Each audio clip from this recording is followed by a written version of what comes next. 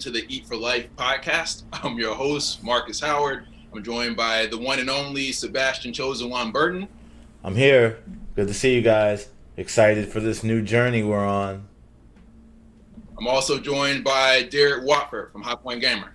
Hey, what's going on? I'm excited to be on here with these GOATs, G-O-A-T, pioneers within the industry. So you're about to get some good gems. We hope you add value with the content that we're bringing. We're going to come with consistency. We're going to try to keep it real and authentic, and do not be scared to engage with us, whether you connect with us on LinkedIn, our social medias, or ask us questions so that we can get you the real deal instructions. And if you catch us live, we're going to answer your questions in the chat. Like Marcus says, it's free consulting, right, Marcus? Exactly. Free consulting. What a great way to hook it in. I'm going to go in the chat. I'm going to go in the chat. If I get free consulting, this is how all the people who want their consulting free come to the Eat for Life podcast, and we got you. Everybody can't get that hoodie Derek got, though. Nah, that's exclusive. Yeah. I was supposed to get one of those, but we still waiting on shipping. Waiting on shipping. It got to get made, man. You got to get made. Okay. All right, so what we're going to cover is, again, entrepreneurship, education, esports. Each of us are going to bring some of our insights. We've got over 30 years of combined industry experience. Derek on the esports side, working with some of the biggest celebrities in traditional sports around the country. Sebastian is definitely the go-to expert for everything user acquisition and content engagement. And, I'm adding highlights and that top level important information you need to know around indie games and blockchain, especially as we get more into the future of esports. I'm going to be your go-to guy for that. So in the next few episodes, we're bringing in guests who can share their insights, adding to what we already have here. But this first episode, we want to level set, help you all understand who we are, where we come from. We're going to talk about some big news happening in the space. And we want to level set. I never even said that before, but now it's all I'm ever going to say. You ever just hear a new term that's dope, and you're like, tomorrow I'm just going to be in the grocery store and be like, oh, I'm just level setting it. This is the level set? Is it level set? Level set. Yeah, I just wanted to check the level set. Okay. Check it. You kick it off. Kick off the level set. Let me look at your levels. Yeah, these are set. But Marcus, can I ask you a question? I kind of want to take a little bit of a little detour on our journey here. Can you tell us about you and your background? Because I get to spend time with you often, but I still have questions and how you got to where you're at in the esports space, because we kind of just bumped. All three of us met in our journey and just kind of like all came together. I'm just interested to learn how the two of you your last 10 years, if you will, if you're interested in doing that, Sorry, y'all. Yeah, just ask for bonus content. We'll see what we get. All right. So normally this is the part where I have the Super Mario Brothers 3, but I don't have it on me right now. I keep the cartridge on me. He do tell that story. I just go way back when, right? Way back when I was 6, started playing video games. That basically got me inspired to learn more about technology. I went on to start coding my first video game on the TI-83 Plus graphic calculator in the 9th grade. I remember hearing you could do that. People would always tell me you could put games on it, and I always thought you could put GTA on it. That's incredible. What was the game you put on there? We had, basic ones like Snake. Everybody was playing Drug Wars.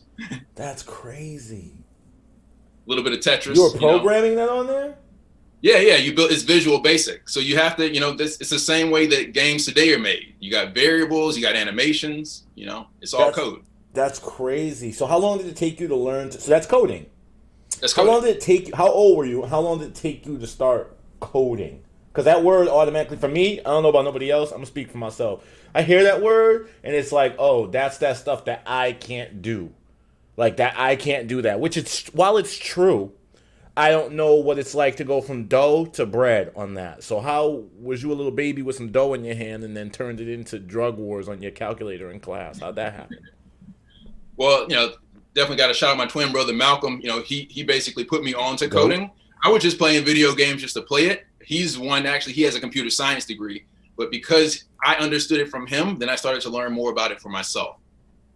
So moving on from there, got my IT degree. Malcolm and I were still building games even in college, and we were making our own game once we graduated. It was kind of a puzzle game with some RPG mechanics in it, and that's when we discovered that game discovery is broken. So we started Project MQ 2013 to solve game discovery. Okay. Very cool. And, did that for 7 years, up until the end of last year. We had a couple of highlights. We discovered Dead Cells before you saw it was the action game of the year in 2018. I was in the crowd on that. And that's still one of the craziest moments for me is I was in the crowd on that. I was in the crowd. Like, I was there when Dead Cells won it. And that's when I had just met you, too. So, yeah. I remember how much you were telling me, like, man, this game, Dead Cells, is coming. It's huge. It's one of our bigger games on Project MQ that we've kind of helped blow up and push and get more users on their game. And really just goes to speak to how much you put me on with indie games. Like, how much, like, indie games really make the whole system turn. I didn't even really get that. Like, I know we all know indie games, and we all know it's good to support them. It's like a good charity, right? Like, we all should support St. Judas Children. That's a great thing, right? It's kind of like indie games I didn't have on that level of, like, consciousness. I know they're there. I know that, like, you can go to the arcade and, like, you'll see a lot of indies there, a lot of stuff without high budget. But what was those numbers? Like, how much of the industry is the whole entire, like, how much of it is indie games and how much of it is, like, AAA titles? Yeah, indie games make about 75% of all video games. If you're looking from the stats, you'll see very easily on the PC side, but mobile, VR, it's indie, right? But they only make 2% of the revenue because game discovery is broken. So game discovery, that's because you're saying basically people discovering games. That's literally people finding new games to play. Is the distribution's not good for indie games, or it is good? It's not good for indie games because it's free, right? So many people can make games, and because of user acquisition, right? If you're not a publicly traded AAA company like an EA or a Nintendo, you can't afford ads during the Super Bowl or to pay Ninja to play your game, right? Like, when all this, the influencers did for Apex Legends, no one knows your game exists. So marketing's a big budget thing. Marketing's a big thing in video games in this space, huh? That's like a huge thing. Like, it's like you gotta have a marketing budget. Just as much as you need the coders who are smart like you and Malcolm, you need marketers too, because you gotta have people to know about it in order to play it so your company makes money, right? Right. Do you think the indie game world is worse than the indie music world when it comes to discovery? That's a good question. I think it's about even, because I think it's they suffer from the same problem, right? You have the access to the tools are free, and that's a good thing, right? Because it means anybody can make music or anybody can make a game, but that also means that everybody can make music and everybody can make a game. So it's just a saturated market, is what you're saying. Saturated. There you go. So when you say it's saturated, does that contradict the bullet points that many people put inside the esports and gaming decks when they talk about economic empowerment, because you can make your own game and make money? And then is that a contradiction to that? Because are we saying no, you can't do that? You can make a game. Nobody's stopping you from making a game, but nobody's gonna help you make it out either. Okay. You can do what you want. You can do whatever you want. That's like when your mama used to be like, you were like, can I go outside? Even though you stand there, you already just got yelled at. Now you stand there with your eyes filled with water saying, can I go outside? And she's like, you can do whatever you want. I bet you won't open that door. So let me ask you then, get deeper into that. Do you think so if a kid is standing there and they say, hey, I want to be a professional athlete, or I want to be a rapper, or I want to make video games, which one card are you handing out to get closer to success, like, or easy access to success? I could tell you can make a video game, but hey, you'll just be like a rapper. Like, yeah, you can rap, but will you be successful? Will you be recognized under the saturation? Yeah, Marcus. Which one would be the best? It's saturated, but I'm still gonna always recommend game development, because the problem, or the opportunity is that the skills you learn making games can transfer into other things. Like, I know several indie developers, their games failed, so they just went and got a corporate job doing coding or project management. The skills are transferable. You can't really say that same thing about like traditional sports or music or film. So you learned that as a teenager, and then you went on to get your IT education. But basically, what could a coder, like, if I was gonna code, right? I'm gonna help make Last of Us 3. That's what I want to do. How much is a coder getting paid? How much am I looking? I mean, it's about bread sometimes, bro. Like, it's not always about it, but it's about it enough of the time that I should know that if I'm going to learn how to program my TI-83 calculator, I want to know how much this can end up being as far as a capital, journey for me. So to put it this way, CodeBox is the company that's sponsoring our event on Friday. They have a free camp, basically, that they're raffling seats to for attendees. They can take you from I don't know how to code to I can get an entry-level job in 16 weeks, and your starting salary is going to average around $55,000. Damn. Starting. That's starting. Walk in the door, you know how to do what CodeBox taught you in 16 weeks. I'm no mathematician, but that's 4 times 4, which means 4 weeks in a month. That means in 4 months, they could get you to $55K. Right. You don't have to get a degree. You don't have to spend the 4 to 6 years it takes to get a degree. They give you the training and you help you build your portfolio. And that's where the space is moving on the coding side anyway. It's not about what degree you have. It's show me the work you produce. Like, show me you can do the thing you know how to do. And that's why coding. Education, huh? Exactly. Exactly. That's crazy, man. That's crazy. I want to learn more about the coding game because it just always seems like a task that's super valuable. It never doesn't seem valuable. You know what I'm saying? So I'm really interested in learning more about it, and I'm glad that we have you because you're an expert, and that's what it's about. It's about y'all don't be afraid to ask questions like I am. Like, I want to know, right? I don't know how to do it, but I know somebody that I admire and think does great work in the space. It built his 10-year journey on being able to identify a need and offer his skill set to it. And I mean, shoot, that's all it's about, is being valuable, as Derek keeps saying. So I don't know. I just want to learn more, and I'm glad that we got you here. That's crazy, man. Like, yeah, you can share that link with everybody who's on YouTube or Facebook, whatever you're streaming to. This is actually a video game that teaches you how to code. It's an esports tournament where instead of you clicking your power-ups, you have to type the code to apply the power-up. They teach you how to code while you're playing the video game. Okay, well, y'all freeze the screen whenever you get this. And if you're listening in, you ain't going to be able to see it. That's why you got to come to the live episode. But if you're watching right now, a couple of you watching, I see on YouTube and Twitch, it's codecombat.com/league/ascend. So that's here on the screen right now. Screenshot this. Do whatever you got to do if you're watching mobile. But click that, and the game will teach you how to code. Right, you're going to play an esports tournament just like you would like League of Legends, right, or Smite, but you're coding your character's movements and your attack patterns, and you're learning to code while you're basically beating other people in tournaments. So I can play a game. So let me get this right. I'm going to hack this real quick.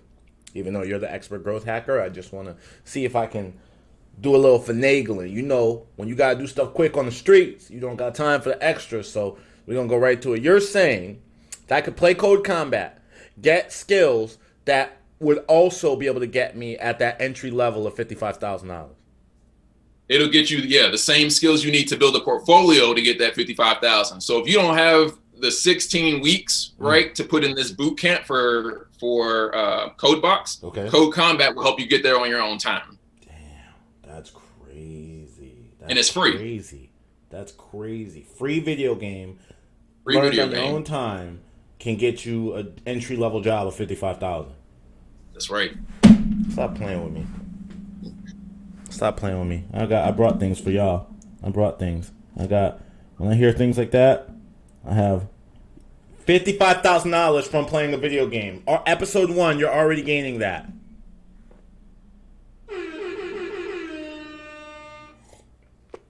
At the horn. Episode 1. Just want you to know. You heard it. You heard them. Look it up. Code Combat. That's crazy. Yeah. That's crazy. While it's still free, they'd be trying to charge after a while, so you better go ahead. Get on there. Now, Derek, I want to know how to get that jacket. I want to know how to have my brand in the background on the TV in the background. I want to know how to light my room that way. I want to know who all them black folks in the Wu-Tang Clan is back there. I want to know a lot of things. But I guess you could just start by telling me your journey, and then we'll start and work from there. What you think about that? Man, so I'm going to go back as far as technology on. So my background is an art background. I'm an artistic dude. That's what I did in school. When I was coming up, I was the guy that would take the test and have the doodles on the side, and then the teacher give me a C and say that she took off points for having a sloppy paper, then your parents, get you in trouble for art. Boy ain't paying attention. Right. Yeah. So I got into graphic design, and so then graphic design, once that turned into, I was doing graphic design back before they had computers to do it with. So then when they implemented computers, then that set me up to computers. I was already into video games at the time, so having a computer to be able to use apps like Corel Draw and Photoshop, and on top of being able to play Warzone or something like that, or Battlefield. Battlefield 2 was the game that I used to try to Battlefield kill 2, on damn. on Yeah. the PC. Yeah, that was my joint right there. What were you doing in a graphic design course before you could? Because they were still teaching you how to do it on computers, right? No, it was man, you're gonna show how old I am. No. Back before you did it on computers, like you had to do it the old school slave way, where like you had to actually set your type on like with ink, and you had to learn how to draw with the blue pen so that you wouldn't see the artwork on. Thanks, baby. That's crazy. See the artwork on TV, or because it's blue lining. How to cut with X-Acto knives. You're using ruby red ink with a pen, where you're actually drawing your art for your ads and magazines, and you're sending them to press with registration lines and ruby lift, and then boom, Photoshop came, and Quark Express. Damn. How long does it take to learn something like that? Like to get in to be able to, because what can you do? You can make all the graphics that we see as like logos and all these things. You're learning how to get them to be integrated. How long it take to learn something like that? So I was doing that in high school when I first started that. But the only, if I'm honest, my only trouble back in the high school was that there weren't any black kids coming to this program. So I would come from my mostly black school to this program way in the boonies of Virginia Beach somewhere, and there's nothing but other white kids. And so I often felt like I didn't belong because people teasing you about it, because they pulling up in cars or their parents have bought you, and here you coming off on the bus. And so I didn't take advantage of what I was learning at the time, like, because I could have had an agency work like coming right out of there. So I thought, I was like, this ain't a place for me, because I didn't feel like I belonged there. Like, that's not where I belonged. Even though I was cutting edge, like who was doing graphic work and Ruby lift and know how to print press and Yeah, it's all that crazy. stuff back then. Yeah, right. So I slept on it, and then I joined the military because there was nothing else for me to do. So No, well, thank you for your service, and I also We think said, like so I'm interested. Like you said, fresh out of high school, you could have did what? Because we got to get this money. That's what it's eat for life. I could have had a agency internship, like actually working at a design agency right out of high school. But And what does that look like? What does that look like, and how much does that? Is that good? If I'm coming out of high school and I know how to draw, because I got cousins who definitely have Well, the like game is godlike different skills. the Okay. game is different now. Like you can get graphic design in high school, or actually if you just get the $50 a month to pay for Photoshop, and then get on YouTube and watch some YouTube one-on-one or Photoshop for Dummies videos. You You think can be those up could and convert running. you into getting bread? Yeah, because it's teaching you the art is coming from you. The videos is just teaching you how to use the program to create your art. So once you know that, oh, okay, I click on this button, that's how I get text, or I click on this button, this is how I paint with a brush, or I click on this button, this is how I cut out the background. Once you learn that, is you're just doing the same thing over and over with your skills, like your own artistic ability. Well, how So much? that's the cheat code. It's How really much? like How back much? in the day, Photoshop. I used to have to hustle to get Photoshop, because back in the day, Photoshop was like $2,000, 2 bands. Like the barrier to entry to get Photoshop or have those programs was like, nah, bro, you gotta have some bread if you're gonna be able to make graphics and make bread. So I I would mean, hustle up and get the money and go down there and get the big pack of CDs. Would be like 7 CDs in there that you come and install, and then I would get some crack codes and hand it out to my homeboys, like, hey, I got Photoshop and some crack codes. You could go and do Photoshop. And we're sitting there doing MySpace, doing the graphics and stuff for MySpace, people's background. Like that was the beginning of getting money, so you economic was empowerment. you was using your Photoshop skills to get people's MySpace backgrounds built. Yep. Yo, that's hustle. That's hustle 101 for And y'all. then If learning y'all how don't to know. implement those graphics taught me how to do HTML, because you had to make it, but then you had to say, what is the code to point through to this file to make the background repeatable, centered, or whatever. And that taught me HTML. So then once I got an HTML, I already knew how to do graphics, combined it with knowing how to do HTML. And I'm at my job like, yo, I could do the website for us. You know, I could build our media kits for our sales teams where they can click on links and it brings them to the PDF and do it. Like I was the goat up in that bit by myself. Damn. How much? How much would someone? How much is the earn potential on I was knowing how doing to do six those figures. things? I was doing 6 figures. Wow. At 30, at under 30, actually. Six I figures. got out the military and was banging. 6 figures, and it's because you knew how to. I'm just gonna break it down to layman's. Because what you'll find in my story is, I ain't no coder, and I ain't no art comes from inside you, graphic designer. I ain't either one of those. So you're gonna find in that I am truly interested in both of y'all because y'all went and learned applied skills that. I mean, how much does someone make for knowing? Let's just keep it simple. Knowing Photoshop and understanding HTML. You were making 6 figures pretty much for having those two, right? Obviously, you learned other things, but those two skills netted you 6 figures income. Yeah, I'm gonna say that.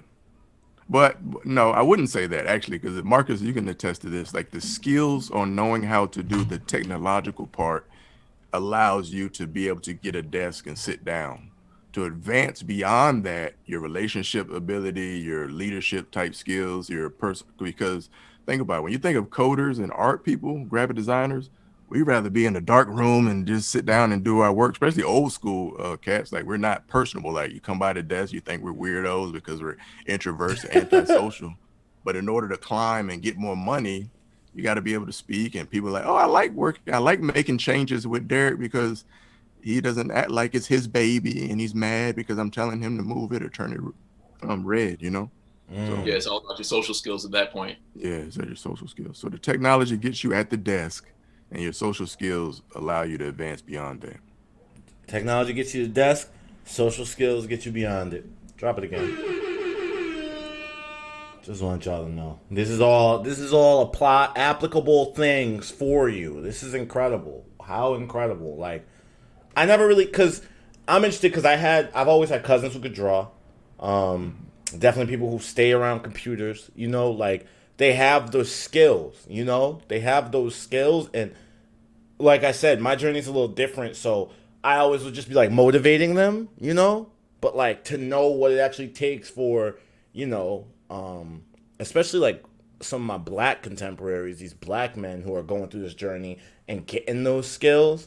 You know, now I know it can be done. Now I'm looking at it and proof. So that's crazy to me. It's amazing. So one point I definitely want to make sure I point out is that my interest in video games is what drove all of that, right? But my ability or my resources that I had from my own background as a kid only allowed me to have consoles. I only had a Nintendo and I had a Sega Genesis that I had a paper route that I was able to buy myself, right? The real economic empowerment didn't come until I got a PC. That was what you were able to do graphics on. That's what I was able to do HTML and websites on. If I just said console, I wouldn't have had the economic boost back then. So because a PC is multifaceted tool. Like with the console, it's only that's all I can do with it. With the PC, once you put them graphics cards and your RAM is boosted up, I can do other things with that because of that. And that's how I was able to so the PC allows you to do more things to get bread. Yes. Right? And that's why the barrier of entry is there. That's why it costs so much, because they know what you can make with it if you were given access to it. So Marcus, would you say the same thing for you, like in the coding journey? Yeah, for sure. You know, I didn't start coding until my parents got a computer in the 9th grade. And the only reason they got it when I went to 9th grade, because Malcolm and I were blessed enough to get into magnet school. When we had to have a computer, a PC, in order to do, you know, papers and all kinds of reports and projects and stuff, research projects. But before 9th grade, we didn't have a PC. And even when we got one, they only got the one that would allow you to do the papers and the projects, right? So I wasn't playing, what game was that? All of them. None of them. I couldn't play any. Okay. None of them. That's what game was I playing? None of them. Okay. Homework was my game. That's the only thing. Making all this computer do that damn homework. That is funny. Okay, that's incredible. Yeah, and I think that's a great point that we should circle back on. Way to bring that up, Derek. So Marcus, let's bring that back up. Like, what is it? What is it about? I mean, I get that at like a basic level. PCs, you can, I have two screens, right? So one can be gaming, one can be work. Obviously, like just in general, if you have one screen, you can do gaming and work. But I'm definitely interested to know, like, what is y'all's opinion between console and PC? And I definitely could tell Derek's gonna have a lot of thoughts on that and a lot of truth telling to do to that. But I don't want to ruin the way the program's supposed to go, Marcus. So what's up next? Up next, we can always have that conversation later, like you said. Up next, we're just going to talk about some major events that happened last week and coming up in the next week. And then we're going to open it up for Q&A. Oh, well, I think we got time because today's our first episode, so I don't know if we're going to have Q&A. And I also think that I'm going to take a minute, if you don't mind, and talk about how I got here. And, yeah, go ahead, yeah. And, I want people to know, like, I'm glad that I was able to get on this show with you two because while I think that the black route into gaming isn't one that's traditional because of some of that PC stuff we talked about, PC versus console, and just other reasons, I think you guys have done a great job of carving your way out in a very fashionable, honorable, and determined way. And mine is a lot of the same, but a lot of luck. So I just try to appreciate that as I go along, and I want to give people the perspective. So me, I wasn't really great at coding, and I didn't have a natural skill. My cousin could draw, and I'd always cry because I'd always draw like something next to him, and like it was just like, bro, is something wrong with me? Because like he's drawing these beautiful anime characters and girls with the hair and the bust lines, and we always loved anime, so he always had the fire, like drawings, like something like Ghost in the Shell. And then for me, I draw something and it's like, all right, what do you think of this? Do you think? Can you see the hair? Can you see the hair? That's the hair. That's the hair. And then they'd be like, all right, bro, you don't have it. So drawing wasn't for me, but and neither was coding. But I really loved video games. That was the first thing I could remember that made me happy. Like, I remember the feeling of happy, and I get a lot of times in life, but I remember the feeling of like nostalgic happiness coming over me at Sonic 1 on Genesis. And like just that Sega opening, yeah, just that whole thing, right? The chills, right? Like Sega, and then like just like that coming in, just like blue sky, green floor, just like outside sunny, like through the shades. I could just remember everything, and it just was like my happiest time. And since then, I mean, just going forward, life goes on, and I really tell people, like, I take it as a badge of honor that, like, I really come from, like, poverty. Like, definitely, like, real life, what you would call the poverty line. And so I remember those things because that's all I would ask for all year. And you're only going to get one thing. You know what I'm saying? So I'm going to get the Sega when I can get it. And I'm going to get the PlayStation 1 when I can get it somehow. And these are things my parents made happen through that. And, getting that PlayStation, and getting Need for Speed, that was a big deal. And then moving up to Xbox, the original Xbox, that was kind of the one that made things change because now, I'm 11, 12. Now I'm like asking for things, but I have to like earn them, right? I have to like do stuff and make it happen to make it. So, I saved some money I got from the last year. Then like I'd be like, all right, also I won't get this or this. And when we eat out, I would say like when we eat out, I won't have anything. I'll just have like, I'll go home, I'll eat fruit or whatever. So that way that you can't say I cost when you eat out. So it'll all add up to Xbox money. You know what I'm saying? And got that Xbox One, and I got a game called Dead or Alive, and that was it. It was just over. I fell in love with the graphics, the fighting styles. I really loved martial arts and Mortal Kombat and things like that. But DOA just seemed to be the one that pushed me over the top.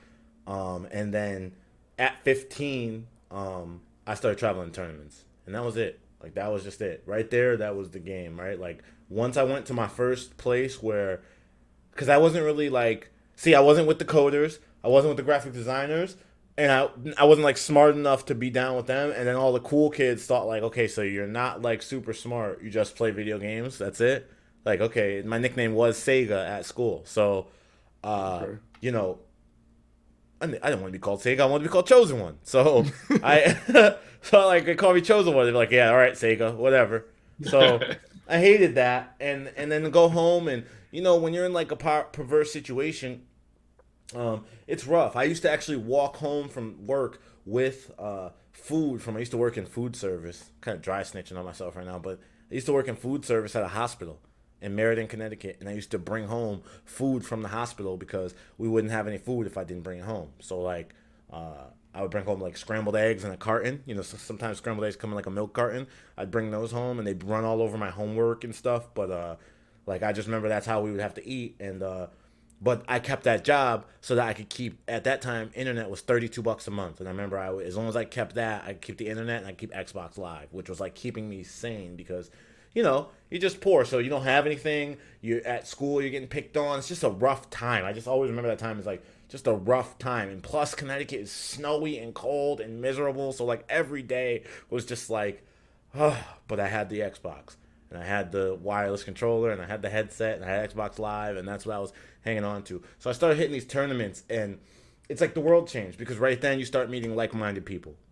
Right then you start meeting people who also care about DOA, who also care about competing, and you get to experience competing, and you get to experience, training for something that's coming. And because I wasn't on a sports team, so I didn't go through that. So it gave me a lot of that. And once I got that, I was just hooked on, playing fighting games, shooting games, sports games. And in 2013, I want to say, that's when things changed. Like, 2013, because that's when I realized, okay, now I'm 22, 23. I've traveled. I've been all over the world playing competitively. But the most important thing I saw was like when I went to like my first E3, and like, I was getting paid for not playing. Like, right? Like I'm there as a brand ambassador, and now I'm getting $1,500 to hang at E3 for 3 days. And I was like, this is what I need to do. Yeah, like this is it. Like that was it. It's like this is it. See, there's no like I learned some dope skill or learn how to blue line and learn how to turn a T81 into a legal device. Like I didn't know any of that, but I was like, damn. I just get hype enough that these people are literally like, yeah, we want you to come. We're gonna pay the ticket. We're gonna do the thing. And here's money. It's like without winning, this is incredible. And so it really opened my mind to the power of sales and how sales runs everything. If a company is making sales, everybody's happy. Company's not making sales, people who ain't even in the sales department is worried. So that's when I started recognizing, like, damn, they spent how much on this booth? They spent 50 grand on this booth at E3. They paid to be at E3. Then they paid a construction fee to contractors to build this booth. And they're spending on free merchandise to give to people, all for the sale. And so that started my journey of just like understanding like, hey, I'm pretty good at sales. Like I've always adapted. Y'all know we brothers, and I'm certainly from the street. Like it's all buy and sell, right? It's like somebody wants something and you got it. It's all buy and sell. So I knew I already had a knack for it through the years, and selling the character Chosen One and being hype on the mic and getting people to want to select me because they would be entertained selling yourself. So I knew I was able to get it, but I knew I didn't really understand the difference between like sales and marketing, right? Because if you're doing an E3 or a PAX or a South by Southwest, you're not really doing sales, you're doing marketing, but they're spending money for sales. So then that's the dance, right? Sales and marketing. What is it? How do you weigh them out? And just 2013 to 2016, I kind of always did events and traveled and hosted through commentary. I do a lot of commentating and things like that. So that was my way in too, like commentating, right? Like you can commentate an event. You never know who you're going to meet. You can meet Derek at High Point Gamer, an esports company, because you're commentating this Fortnite event, right? Like that's how you guys are standing at the coffee machine together. And that goes into what Marcus says about how important networking is. It's built my whole career. It's just meeting the right people and meeting the wrong people, but just making situations work to the best of your advantage. And commentary was a great gap bridge for me from not knowing what sales and marketing is to being a sales and marketing expert, because it always allowed me to get to events. If I couldn't go there for free, I'd offer to commentate. It wasn't my original passion, but I do like talking about games I care about and hosting events I care about. So that led me all the way up to E-League in 2016. And that was a great experience working at Turner and learning kind of like how to like put that in a corporate structure, right? Like E-League is a whole, the show is the product, right? Next door to NBA TV. So we hear Chuck, Ernie, and Shaq through the walls. I mean, they're right there. And so you learn how your personality, the commentary, the energy, the way the show's presented, everything is all about making the show as a product something that people will keep viewing, because viewership turns into dollars, as in opposed to, here, take this for $5. It's more about trying to collect and amass viewership. So the way you sell is different. So learning that in the media and broadcasting world took me to another level. And then I started Gold Standard Gaming in 2017. And it's been 3 years since then, and just learning more and more every day. And broke my first six-figure year last year, and trying to do 7 this year. And I'm glad I got some great contemporaries I've met along the way. Kicked a lot of ass in DOA along the way. Y'all know.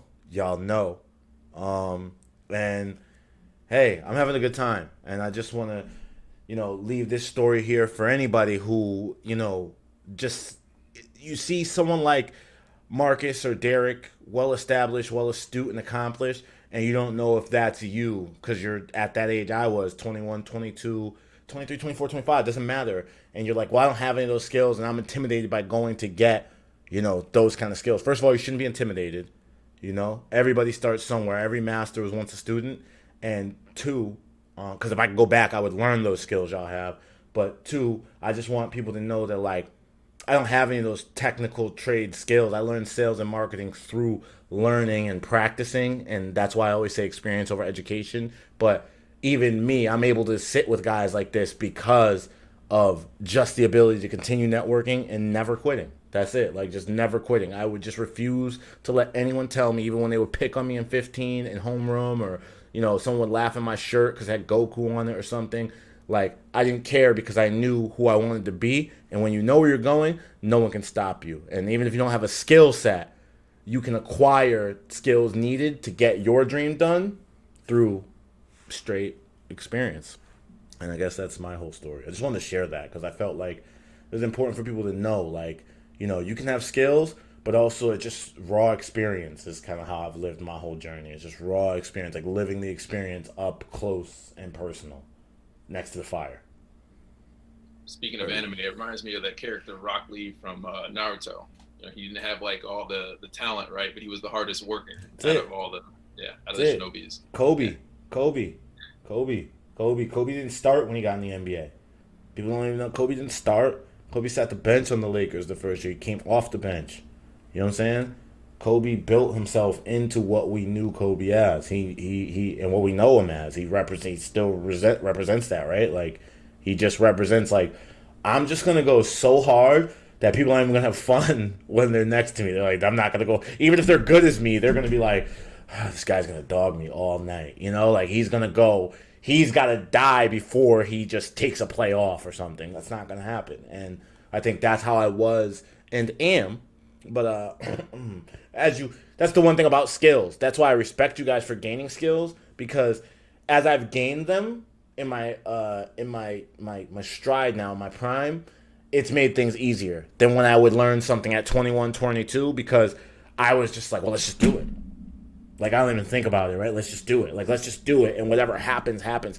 And you can damage your brand, you can damage things, relationships, but as long as you get out there and do it, you're going to get a result back. And the scientific method states if you can't fail, you can't learn.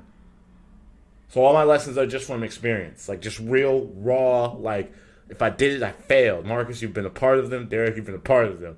If we do it, we do it. If we fail, we fail. What's better than that? I don't know. Okay, I'm done. Thanks for sharing, my brother. One day you're going to have to share, you always leave out the damn show. Like, that's never part of your story. I got to hear about that one day. So hopefully on We this will. podcast. We will. I'm gonna get some. Get Yeah, some we got background plenty behind of this time to show. get into that. Somebody asked me to talk about that too, though. So that's your number 2 on that. Thank you for reminding me. Yes, the show. Pants came down from America. Hooray! But it was a good time. It was a good time. Great opportunity, and yeah. I mean, I'll definitely love to get into that in the future. Definitely. Thank you for reminding me. We got to talk about that. All right, so let's switch over to the news. What's happening in the space, in the industry? Why is it important? And then that, both kind of cover what's happening last week, and then obviously some big events happening this week with the Super Bowl. But one of the big items that I saw last week, I shared with both of you, was that Tencent acquired Clay Entertainment. They're the company, the indie studio, I guess formerly indie studio, behind Don't Starve, which is kind of like a 2D side-scrolling version of Minecraft. Like you got to mine your resources during the day, and then you got to put up a fire at night, and you got to eat, and you got to keep your sanity up, because if your sanity goes down, you start hallucinating, and monsters will come and kill you, even though you're full. It's a crazy game. Crazy. Actually, I remember seeing Don't Starve. Remember the most recent Aliens versus Predator movie? Mm-hmm. 3 years ago? They had a cameo for Don't Starve in that movie. That's when I knew they made it. Damn, that's crazy. So Tencent bought them? Tencent, they bought a controlling stake. So I don't know if that's 51%, if that's 75%, but they own the majority shares for that indie studio. Okay. They're not the first one to do that. They did that to Path of the company. I think it's Grinding Gears Games in Australia makes Path of Exile. It's kind of like Diablo. Mm-hmm.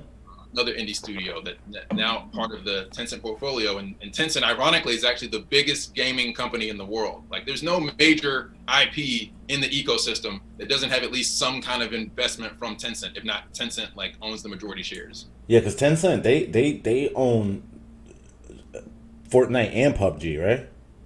Yes, they own Epic Games. They own a portion of Epic Games, which makes Fortnite, and then they have ownership in, right? Yeah, they have ownership in Fortnite and PUBG, right? Yeah. And I sent you that link, right? The PUBG was suing Fortnite or Epic Games because of kind of copying gameplay mechanics. Apparently, you can't sue for that. Right. And then all of a sudden, they just settled. My theory is Tencent stepped in and said, "Stop wasting our money in legal fees and legal time." And we own both. We own both of you guys, and you're gonna get along. Damn it.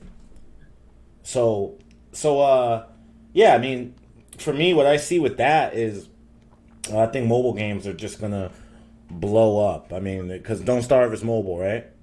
Don't Starve has mobile, yeah. Yeah. So that's what I think. I think mobile is just only mobile. No, it's on console too. Oh, okay. Okay. I think I'm gonna check it out then. Yeah, I mean, Don't Starve. I'm definitely gonna look into, but I wanna kind of forecast what I see. I think everybody's, going for the mobile big games because I just think mobile is the next big thing. I think if you get into mobile right now, you're getting into, I mean, like smartphones in general. That's the last thing I could think of that's new enough that people, when smartphones were new, if you had a smartphone early on, you probably were early into the culture of how smartphones are used now. You probably were early, like, this is why we're good at it, right? Like, if you had one early, you're kind of just always a little bit ahead of everybody else. Same thing with mobile phones and mobile gaming right now. If you kind of understand how they all work, I think that, look at the big companies. I mean, they're obviously, what I'm saying is from the heart, but empirically speaking, Tencent, I know they're super involved in all the mobile games because Asia has a huge mobile game community. It's huge, and it's only getting bigger here. I go everywhere, and the kids are playing their phone everywhere. It don't even matter. I'm playing Roblox. Man, if you don't get out this line, you're taking up space in this Target. Okay, I'm sorry, but yeah, I think mobile's gonna be huge. And I think Tencent is a big is a big proponent of doing things that are successful. So, what do you think? Yeah, Derek, you go. And then I had some thoughts there. No, I agree. Like I definitely think mobile is good, but when I think of opportunities from an economic standpoint, mobile is a great opportunity to jump in now, and also AR and VR. Because one thing that being with the iPhone back when you had to stand in line to get iPhones, and you had iPhone apps, the apps that you wanted on your phone, the ability for those that get the technology first those are the ones that are hunting to ways to use the technology. So the iPhone people, like, you were downloading everything. Like, oh, let me try this app. Let me try this app, because there wasn't much to look through. So the same thing is going on right now in the VR headset world, where you can make some BS, put it up for $5 or $2, and people are going to download and pay for it just because they want something to use their device that they have with. And so that's your economic opportunity to get in and not need to be good. Just make it where you can get it up on the store, and then people are going to buy it, and you'll make a little bit of money in the beginning. Just like I said, from those beginning people that don't care that, oh, I spent $3 or $5 and it sucked. That's fine. I just won't play it anymore. And then you make a better product, right? You take that and then make a better yeah. product. Man, that is right there. Clip that. What'd you think? Clip that. You see? Clip that. And I'm going to do it again because I talked over it. But that right there, put an app up in the VR store right now and cash register. Can you guys hear that? Yep. Yeah, we can hear. Cash register. Yeah, Derek, I think you're right. You know, when you have several $100s you spend on a VR headset or any kind of device, right? You want the content to justify the investment you just made. So you'll go out there and buy whatever's on the marketplace. And I think that goes back to what you said earlier about, you know, PCs being a gateway to economic empowerment. Because, you know, thinking back to my childhood again, you know, in 16 having a computer, if I knew what I had in front of me, if I could appreciate it, then I would have built more websites, because now I know how much that's worth. Just like you're talking about, you know, the kind of the crypto space. I know that we'll get into that further on into this podcast series, but Bitcoin has been around, blockchain has been around for 12 years. People are just now speaking up about it in support of it since Elon tweeted about it last week. But what about the 12 years beforehand, right? So there are large groups of society, you know, potentially in the urban society or community that have missed out on that growth between year 0 and year 12. Who may also be missing out on it now because they're just not plugged into the right outlets and they're missing out on the economic opportunity.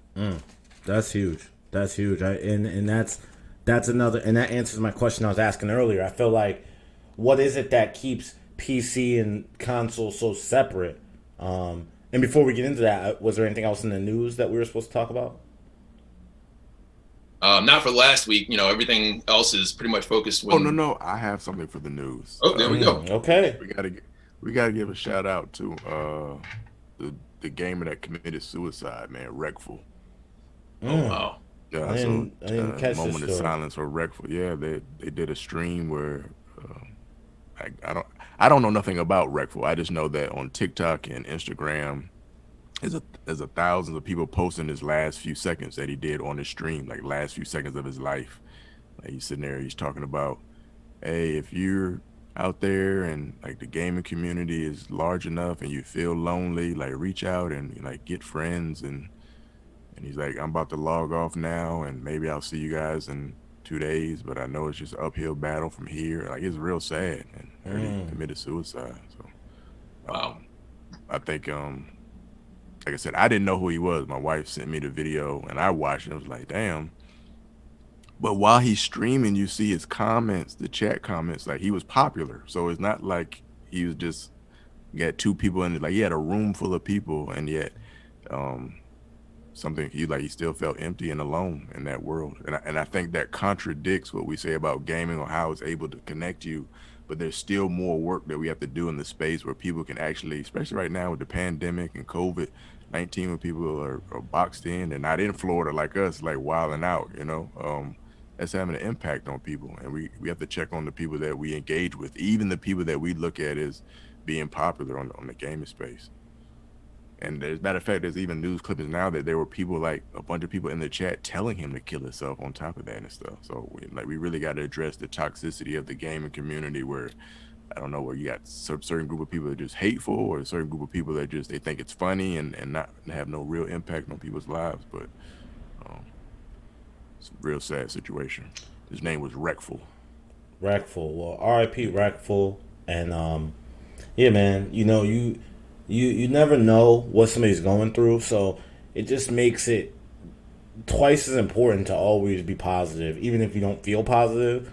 Just makes it twice as important. Like, if you don't know why you would, like, why? I remember as a kid going through tough times, like, I'd always be like, well, why, right? Like, my attitude was reflective of how I felt inside, and I couldn't understand why I would not have a bad attitude outward.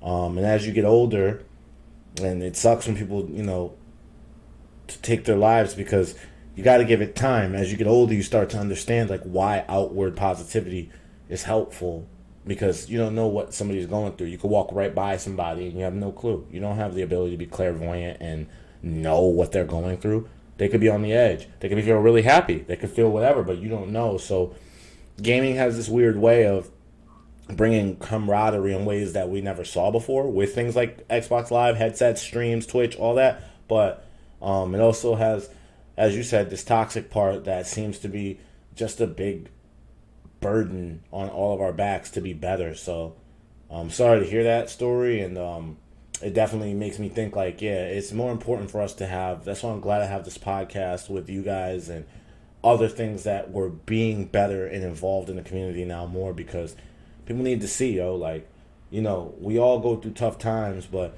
you should never quit. You should never quit, and you should always, get help if you need it, and seek it even when you don't need it. Sometimes you just gotta ask for help, even if you don't feel like you need it. You should just ask. Like, just ask. That way, the feeling of connecting with somebody is just a good feeling. Even if you're kind of annoyed, you're like, I shouldn't have asked. I don't want to be bothered by them. We all go through it. Duality is human nature, but you could at least feel like, hey, that person cared, and you don't know how much gas that could put in your tank just feeling that good feeling. So, all y'all out there, man, you could always hit me up at least. I don't want to put these guys forward, but you could always hit me up, and I'm always going to take a second to give somebody that acknowledgement, no matter who you are, no matter how deep we get on this about business, finance, esports, education, you guys can reach out, because it's important to know, like, you're not alone out here. We all put the same pants on every day the same way.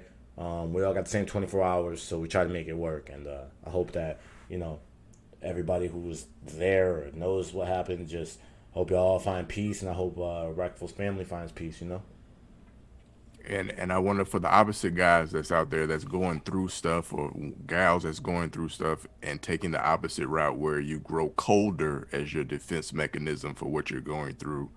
Don't take that route as well. That cold and shutting down so that you numb yourself to the pain that you're going through as a survival mechanism, or you get wild and you become reckless because that's how you survive pain.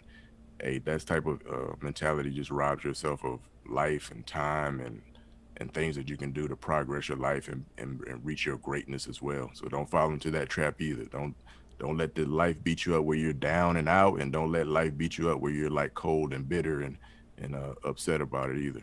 Like you said, shine through it. I agree. That's what's up. Yeah. Rest in peace to Reckful, and praying for his family. Man, that's tough. What we got next, man? What we got next? Yes, later on this week, the Super Bowl is coming here to Tampa Bay. It's going to be history for the NFL. The first time that a host city has also had their team in the Super Bowl. But that's on the traditional sports side. On the esports side, we're also making history as well with Beyond Meta. Really trying to move the needle on what does esports mean and what does it represent. Because the three of us, I believe, all share that same value that it can and should be more than just entertainment. Yeah. So really excited about that this upcoming weekend. Derek, can you talk about what you'll be doing on Saturday? So Beyond Meta, our event is a 2-day event. Saturday, Friday, and Saturday, we're at the Museum of Science and Industry. Shout out to the Museum of Science and Industry for recognizing the economic empowerment opportunity that tech, gaming, esports provides. That's dope. Partnering with us on that. Shout out dope. to Tampa Bay Black Heritage Festival again for allowing me to move their technology village to the Museum of Science and Industry. Shout out to the U.S. Air Force Special Warfare for understanding the value of using video games to engage with their audience. Shout out to the NFL alumni for recognizing that tech STEAM is still an opportunity for kids. I definitely want to shout out NFL alumni, because oftentimes you see the traditional sports, especially those when you're coming from the NFL or NBA, they feel like they're the big dogs on the scene and everybody loves us and what we do. And historically, they've had the attitude of downplaying the value of video games and the impact that it can have in the community. So to see President Mr. Carter recognize that, hey, we just want to support and be the future for kids and support that, I definitely appreciate that. It's a 2-day event. We got virtual conferences, panels, so you're getting insight. We got a scholarship gaming tournament, so you can use your gaming skills to get some money for your continued education. We have drone demonstration. Shout out to Fly Motion for coming out and doing that. That's going to be exciting. They're coming out with their command truck, like a full command truck for their drones, tethered drone systems on how they use that. So if you got them pilot skills, you ever want to get into that, you definitely should come out and check that out. Damn, that's dope. That's dope as hell. Why am I not in Tampa? We didn't even name everything, man, because what I'm saying, I'm trying to be humble on here, like you know what I mean. Like, nah, man, let them know, man. People need. This is it. It's coming up. This is in Tampa. How much is tickets? It's free. Everything's free, man. Everything's free. So you get to come. You get to play video games. You get to learn some of these STEM activities. Like we just talked about how much bread you can make off coding. We just talked about how much bread you can make off graphic design. All these type of skill sets is going to be there. And they have drones from like the big truck joints where like the truck has to set up like UAV type of shit. Man, stop playing with me. Stop playing with me. And we've done it off the muscle, man. I've been sitting here with the GOAT, Marcus himself, the late hours, late nights. He's definitely put a lot of work into it. And he's allowed us to also diversify our engagement. So it's not just, so if you're COVID scary and you don't want to play around with it, we have the virtual portion that you're just going to drop you the same gems or opportunity. We also have a job fair with that. So we're just trying to show that, hey, we are the leaders out here in this space, in this region.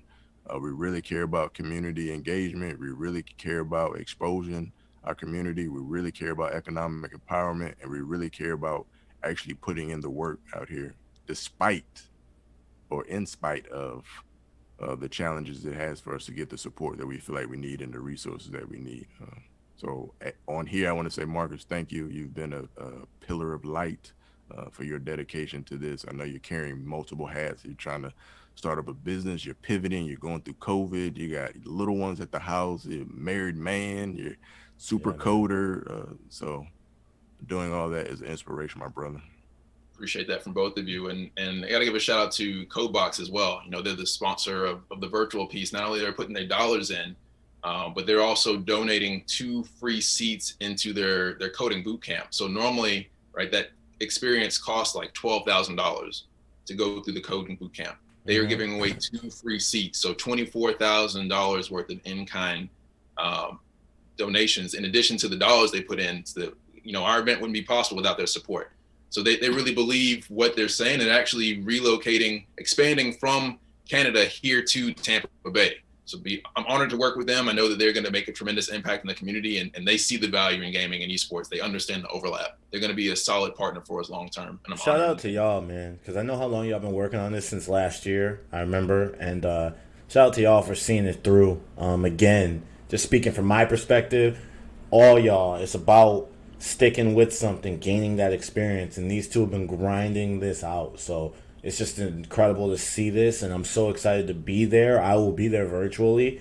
I know I'm speaking. I know I'll be there, and I'm excited. I wish I was there in person. I want to fly off a drone. Damn.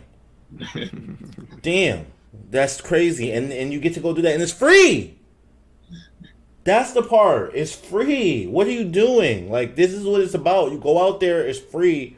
These dudes brought this to you. And Codebox is the ones that teach you over 16 weeks. 16 weeks. 4 times 4. That's 4 months. And you said entry is 55,000? 55,000. And they giving away 2 for free? Yeah, for free. Man, stop playing. If you don't go, you acting crazy. You acting crazy. That's how I feel. You acting crazy. The career fair, we got 20 companies, at least more than 20 companies, might have 30 by the end of the week. We got Niantic, who makes Pokemon Go. We've got Nerd Street Gamers. We've got Shell Games, is the largest full-service gaming publisher in the country.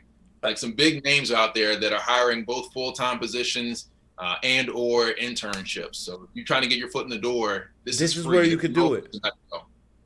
This is where you would do. Man, listen. And it's during the Super Bowl weekend. If you're in Florida and you're not driving to Tampa to get there, if you're in Georgia and you're not driving to Tampa, if you're in Texas and you're not thinking about going 10 hours, I mean, all right, that's a long drive. But if you want to go on the plane, go over there. How could you miss that? And if you are listening in on this audio, you should be watching this, because you should see how I'm looking at you right now. You sound crazy. You sound crazy. Because these events we didn't have. And that's why I'm proud of y'all, because we didn't have these. All right, we didn't have these. I had to just go to tournaments. You know, Derek had to ship out to the course where there wasn't a lot of black folks over there, right? We didn't have these. I had the sousaphone. Yeah, right. Marcus had the PC that could only do homework. A picture if your computer could only do homework, you would be miserable. He suffered through that, so you ain't have to go through that. You ain't have to go through that. They got drones, the truck drones. Stop playing. You still can't get one of them hoodies, but you know what? You can get a lot of other things, and I really think you should be there. And I've seen how long they've worked on it, and just congratulations to both of you. I'm so excited, and incredible. So where can they find more information? www.gobeyondmeta.com. Go Beyond Meta. Okay. I wish I had the heads-up display. We'll have that next time, so I could always type something like that in. But yeah, Go Beyond Meta. Can you type it in the chat, and I can bring it up in the chat? Yeah. That way they can see it. Go Beyond Meta. Get your tickets now. Stop playing, because these things don't last forever. You'll be mad when you sign up, and then it's like, oh, you can't get in. Shouldn't have waited. So all you got to do is just get it. I'm going to pull this up full screen so you can see it. Go Beyond Meta. Right here. And this is the first episode, so it'll look like this, but don't worry about it. Go Beyond Meta. Next time we'll get it big on the screen. I'm so excited for you guys. www.gobeyondmeta.com. That's where you can see all the information about the event. You don't need to talk about pricing. It's free. So I'm in there. I'm coming. You got one from Cali watching for sure. Actually, you got two from Cali. From Derek Cali. Derek's speaking too. So, I mean, you're getting the game. You're getting free game. You're getting opportunities. Don't miss it. This is how you get involved. Networking is your net worth, right? Network is your net worth. This is how you build your network. These two brothers build a lot of stuff. Don't miss that, man. Like, so much game. Look how much game you gave out tonight. How much you gave? You game out, well, we talk about $55,000 a year job. We talk about at least $100,000 a year opportunity. If you got graphic design skills, that's $155,000. And you know, I guess you could value my video game skills at about $399. So it's about 158, because it's 150 or 55,000, 150,000, and then 100,000, 55,000, and $399. So $153.99 is what you got in game tonight. Imagine what you'll get at Go Beyond Meta. I mean, you can only go up from here, man. So, and that's how you eat for life, right? You're always gaining new stuff, new technology, new skills, and they brought it together for you. So, how hype? That's exciting. All right, we want to open this up for some questions. Do we have any that people sent in? I don't think we have any questions that got sent in on the first one, but that's okay, because we would have had the Q&A a little earlier. We kind of talked away to the end of our hour here, because that's what we had to do. We had to introduce, but I feel like they got to know us. I got to know you guys a little better, which was my goal. And you guys, hopefully got to know these two gents and myself a little bit better. You know, we them brothers that's going to bring you the real. As Marcus said, we're going to have guests coming in the future. And one thing I wanted to make sure that you guys know is that, this podcast is an up close and personal look at what it takes to be an entrepreneur. In the fourth industrial revolution, we're gonna give away mad game, and we don't want anything in return. We're obviously gonna offer our products. We're gonna offer the ways that we offer our services, but even if you don't ever take any of that, just come here to get the free consulting, as Marcus calls it. We're in a new revolution, whether you know it or not. Because there's the technological revolution that happened already, right, with Y2K and the whole fact of computers becoming more systems relying on computers. But now we're seeing economy rely on brands and technology and how much data you have and things like that. This all, esports, gaming, music licensing, indie music, as Derek brought up earlier, these are all things that is going to matter to you. They're going to matter. Choosing how you take information and learning it and applying it to your day-to-day life, it's going to matter more than it ever did even just yesterday. And tomorrow it's going to matter more than right now. So I really want you guys to always tune in with the idea that this is the other flip side is to this is why we call it Esports 2.0 is because there's no more hiding, this club that where like you need to have some kind of skill set or some kind of history. Somebody could come in right now, starting today, and make the next multi-million-dollar esports project. Today. There's no barrier. Now, are you going to do that in basketball? Maybe, but probably not. Are you going to do that in auto and like making a car? Maybe, probably not.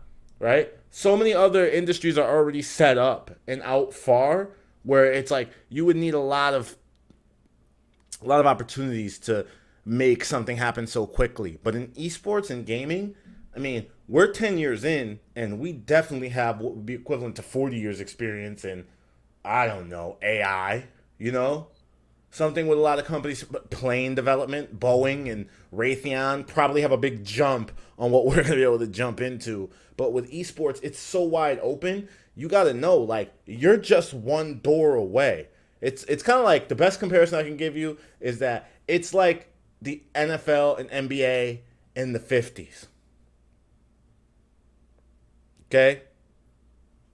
And I say that as a black man, and I say that to black people out there, that sometimes the opportunity isn't there for you, but if you keep going, it will become there for you, and you may become really, really good at it. So if you're just joining us now, just know we have some guests coming on that are going to teach you some more like Marcus just did, teach you some more like Derek just did, and they're going to give you the skills of how they got to their positions. And I'm talking about, and yeah, I wrote them down, I'm talking about we're going to have game reviewers, hosts, commentators, brand ambassadors, consultants, influencer managers, designers and coders, game producers, story developers, storyboarders, esports league owners, tournament operations, animators, audio masters, streamers, let's play, podcasts. If you do something in this space that generates you money, we want to know about it, and we want to know how you did it. That's what this is about. That's how we all eat for life, is each one teach one.